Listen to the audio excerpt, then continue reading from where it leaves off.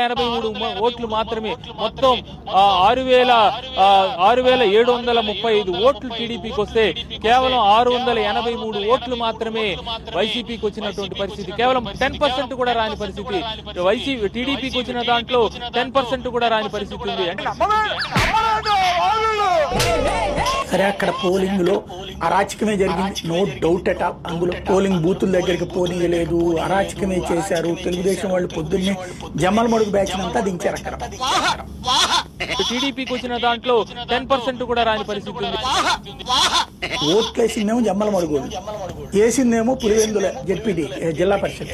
వేయాల్సిన పులివెందుల వాళ్ళని ఓటేయనీ లేదు. పోలింగ్ బూతులు మార్చడం దగ్గర నుంచి, ముందే చేయడం వల్ల ఆ ప్రాంతాలకు వెళ్ళనివ్వకుండా అడ్డుకోవడం దగ్గర నుంచి అన్ని రకాలు చేశారు. ఇవాళ అయితే గీతే వైసీపీకి ఒక 10% 20% ఓట్లు తెప్పించి టోటల్ గా కొట్టడానికి అటు పోలీస్ యంత్రాంగం అందరూ పనిచేశారు. ఎంత 10% కి పులివెందుల్లో వైసీపీ పడిపోతుందని ఎవరు ఊహించిన పరిస్థితి. ఒక 10% 20% ఓట్లు తెప్పించి టోటల్ గా కొట్టడానికి అటు పోలీస్ యంత్రాంగం అందరూ పనిచేశారు. ఇదేంది పోలీసులను అడ్డ పెట్టుకొని పోలీసులతో దీని ఇట్లా పోలీసులను అడ్డ పెట్టుకొని చేసేదాన్ని మా పులివెందుల్లో గాండు నా కొడుకుల పని, ఆడింగల్ నా కొడుకుల పని అంటారు. వాళ్ళే ఆలోచన చేసుకోవాలి. ఇది గాండు నా కొడుకుల పని అంటారు మా పులివెందుల్లో. అది వాళ్ళకి ఏ రకంగా అన్వయించుకుంటారు. భారతదేశంలో అది ఆంధ్రప్రదేశ్ లో కొన్ని ప్రాంతాల్లో స్వాతంత్రం మాత్రం ఈ రోజు ఎన్నికల్లోనే వచ్చింది. ఇవాళ జెడ్పీటీసీ ఎన్నికల సందర్భంగా మొట్టమొదటిసారిగా పులివెందుల ప్రజలు ఓటేశారు.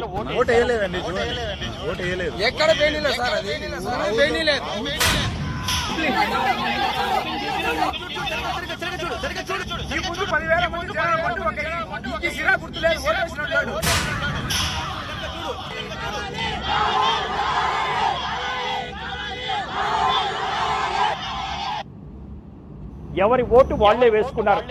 అక్కడ లోకల్ వాళ్ళు వీళ్ళకి ఓటేసే వాళ్ళని కష్టం కాబట్టి జమ్మలమడుగు నుంచి ధైర్యంగా ఉండేటువంటి వాళ్ళందరూ చివరికి ఆదినారాయణ రెడ్డి సిబ్బంది కూడా వచ్చి ఓట్లు వేసేసినటువంటి పరిస్థితి. ఆ స్థాయిలో ఓట్లని దొంగ ఓట్లు డైరెక్ట్ గా పడ్డాయి.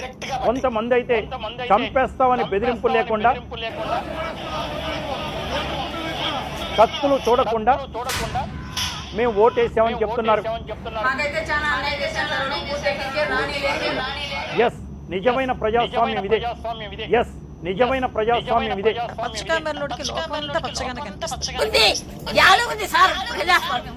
ఎందుకు మీరు ఇట్లా పోటీ ఎవరైనా ఇస్తారు, ఎవరైనా గెలుస్తారు. పిల్లలు కాదు ముండలు గెలుస్తారు. ఎందుకు పెట్టాలా? పిల్లలు కాదు ముండలు గెలుస్తారు.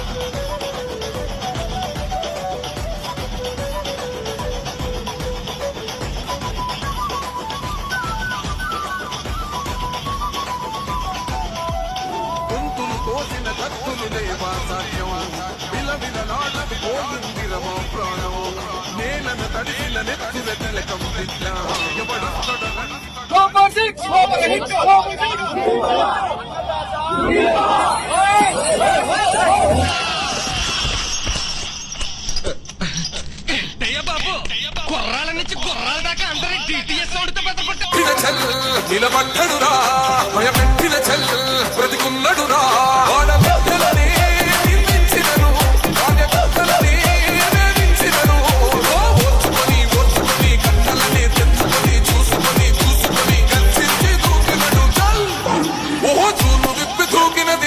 సింహము నడుచుకొని ఉరుకుతది రౌడీ సంఘము.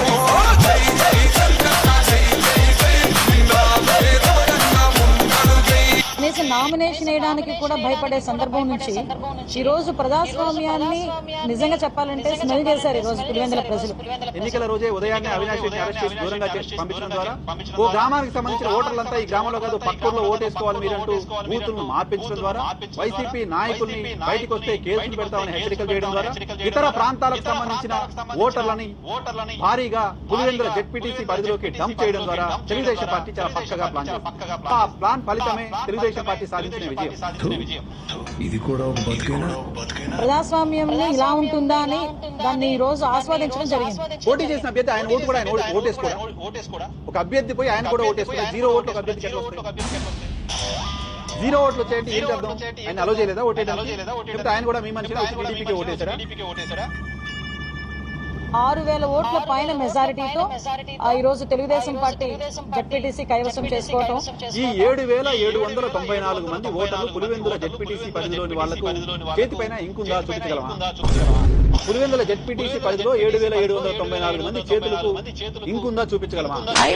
పోలీసులను అడ్డపెట్టుకొని పోలీసులతో ఇట్లా పోలీసులను అడ్డపెట్టుకొని చేసేదాన్ని మా పులివెందుల్లో గాండు నా కొడుకుల పని, ఆడింగల్ నా కొడుకుల పని అంటారు.